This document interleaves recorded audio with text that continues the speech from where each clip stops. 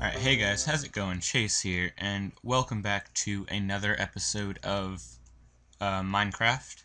And if you look at my F3 menu, you will see that I am playing in 1.3.1. I've just updated, so we will be playing no longer in the glitchy snapshot, but we will be playing in the full version 1.3.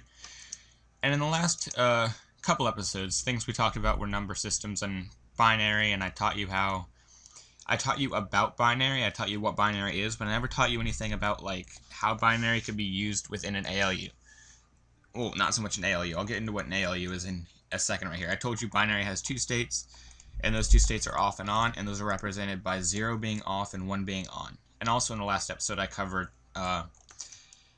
certain different things that encoded decimal into binary. So if this is decimal 0 line is on, then nothing's on. If decimal 1 line is on, it's going to turn on 0001, which is binary for 1.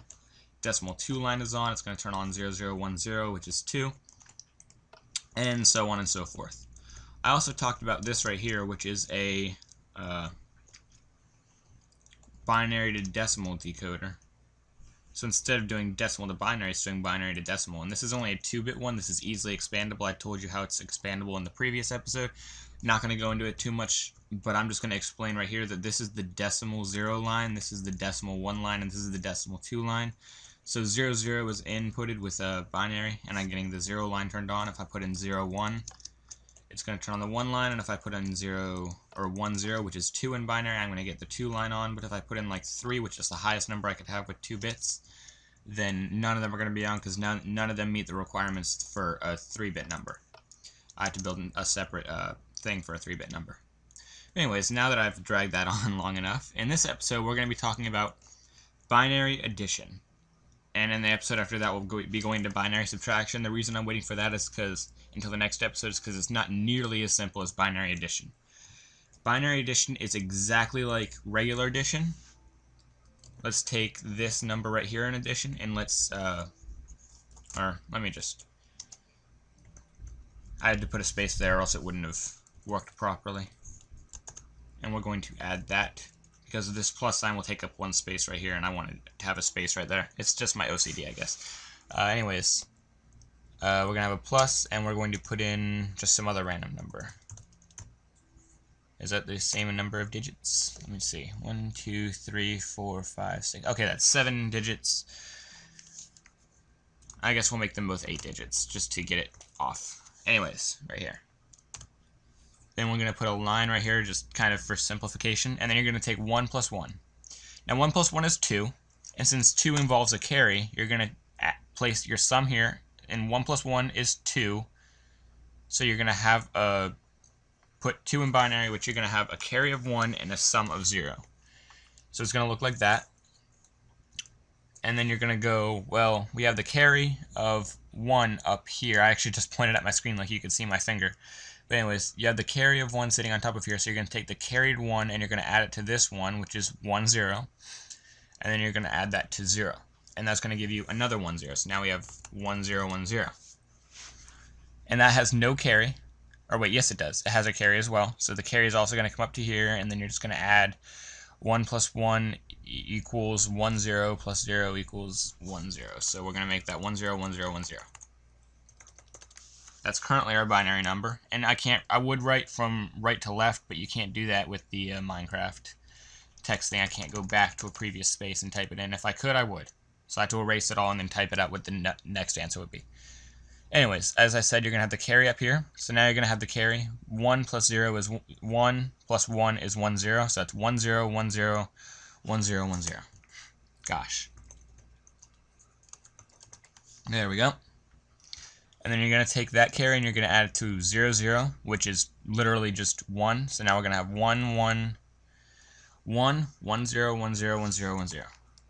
1, 1, 0, 1, 0, 1, 0, 1, 0. I'm surprised I'm remembering all these. Okay, and then that has absolutely no carry because it's less than 2, so you don't need to carry over. You don't need to use that carry bit that I mentioned in episode 4, I believe, when I mentioned binary. And now you're going to take 1, 1, which is 1, 0. So that's 1, 0. Because it's 1 plus 1, which is 2, and that involves a carry. So it's 1, 0, 1, 1, 0, 1. Oh, crap. 1, 0, 1, 1, 0, 1, 0, 1, 0, 1, 0. Okay. Got this. That's currently our binary number. Okay. And that's going to have a carry right here, and gosh. Okay. And then you just so on and so forth, and that's going to end up being like 10 10 10 11 0 10 10 10 is going to be your final answer. So binary addition is pretty straightforward and pretty simple. And let's go ahead and make this a bit more complex right here. I mean, this isn't still as complex, but we're just gonna work on these first 3 bits right here, and we're gonna add them together just because I don't want to do the entire equation over again. So we're gonna take 1 1, and as normal, that is still 1 0 with a carry over up here. So that's 1 plus 1 plus 1. That's 3. And 3 is gonna have a carry of 1, but you're gonna also have a sum of 1. So a carry of 1 and a sum of 1 is the same thing as 1 1. So now you can write 1 1 1 0, and that's going to be what that is. And then you're going to carry over to here, where you're going to add 1 to here, and you're going to get 1 and add to 0, and you're going to get 1 0 1 1 1 0. So that's just showing you how you can get a 3-bit using just 2-bit numbers. You can get or not really a 3-bit, but you can represent the number 3 using that. And I have no idea how much time I'm at, but I'm assuming that I still will have enough time to teach subtraction maybe, and I will, or no, I'm not going to teach subtraction. I know what I'm going to do.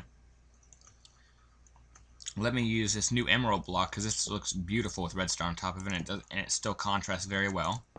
And you guys could build along with me right here. This is probably something you're going to want to build along with me for, because this is the only design I know. It's not the most compact design. This is a 5 wide. I know of a 3 wide, but I'm just going to explain what this is when I'm done building it. Just follow along. So you're going to place 2 blocks behind each other. 1 block space, place 2 blocks behind each other. And then you're going to put a 1 block space in between. Place 1 block right here. And 1 block all the way on the other end, parallel to this line. Then you're going to have another 1 block space in between. And you're going to place a block here. And a block in front of it right here. So it's kind of like mirroring that side. Except over here you're going to put a block here. Just 1 block, and a block next to this forward block right here. And then on the back sides, well, right here, on this forward block right here, you're going to place a torch on the leftmost block, facing from that block right there. You're going to place a torch on the leftmost block. And then right here is going to be where your inputs are, so you might want to mark that. You're going to have 2 inputs right here. This thing right here is not an input, and it's going to have redstone on top of it.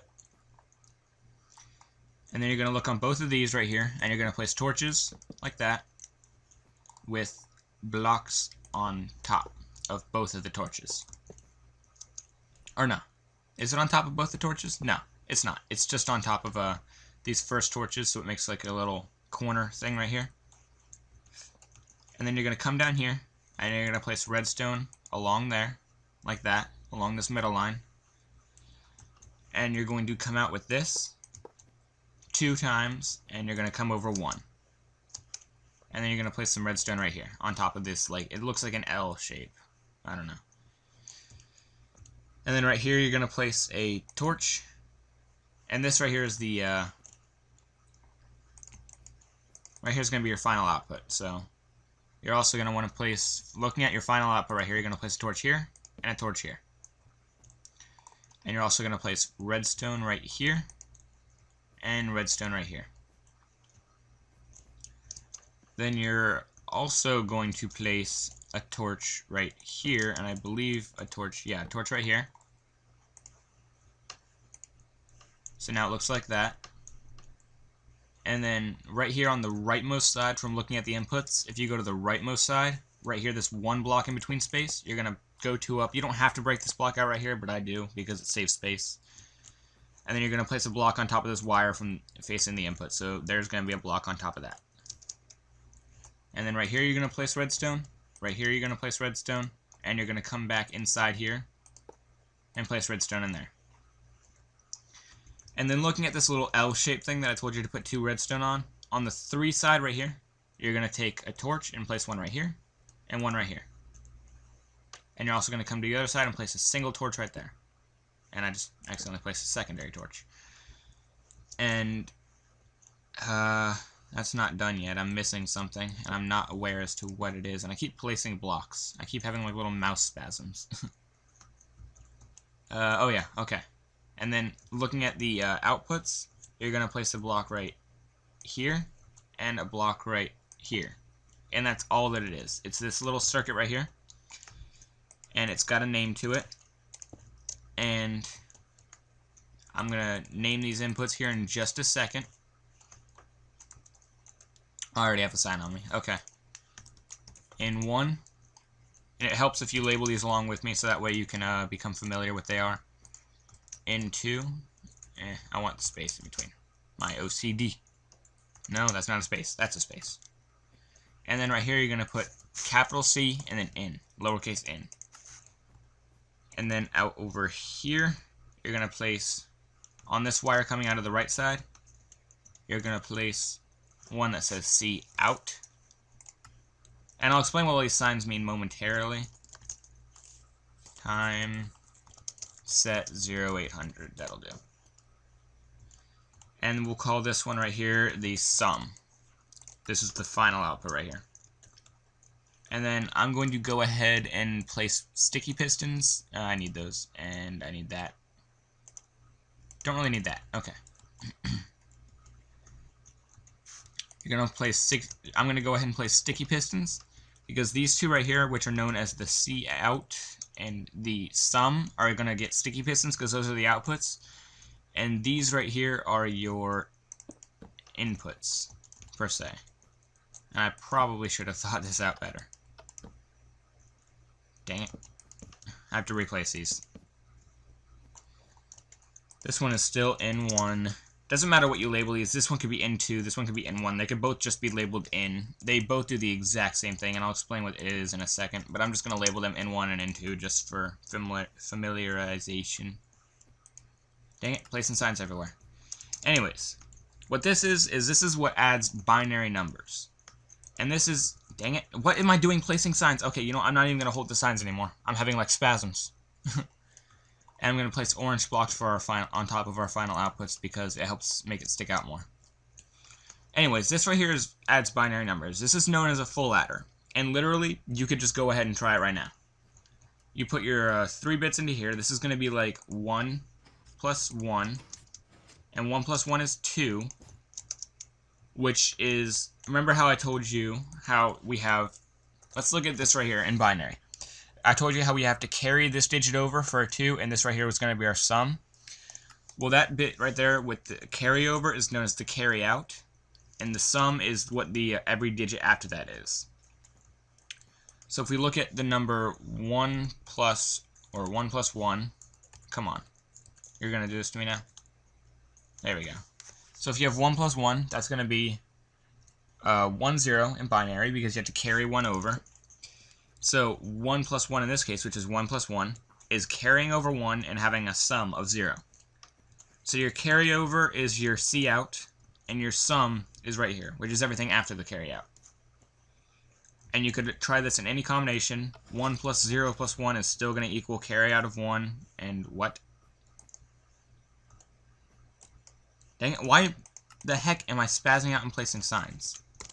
It's like my finger just clicks, and it's annoying. I built something wrong here.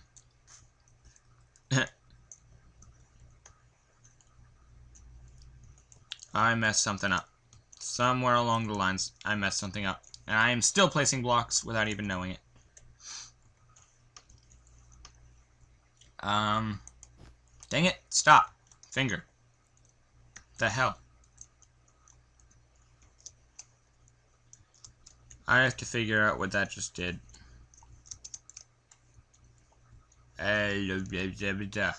What is turning this on? Okay, this is getting turned on by this torch. Oh, okay. On the front side right here, you're going to need to place a torch in that point right there. So that's what did it. Okay. I was thinking about that while building it, and I just totally forgot about it. So if you input a 1, you're just going to get 1 in binary. And no matter where you put this, you're going to get that 1. If you do 1 plus 1, no matter where you put the 1 in the other 1 in the other one, you're always going to get a carry out of 1 and a sum of 0. And if you ever do all 3 of them on, that's going to be 1 plus 1 plus 1, which is 3, which is 1, 1 in binary. So there's your 1, 1. So this digit right here represents the leftmost digit, and this digit right here represents the rightmost digit. And the way the carryout can work is that, I probably know that this is probably being a very, very long episode, and I'm sorry about that, but the way that the carryout works is that the carryout right here would plug into the carry in, which is right here, of another ripple carry adder, or another full adder, which is exactly like this. So you would just build another one of these, one apart. They're allowed to be just one space apart, and that one space is right here.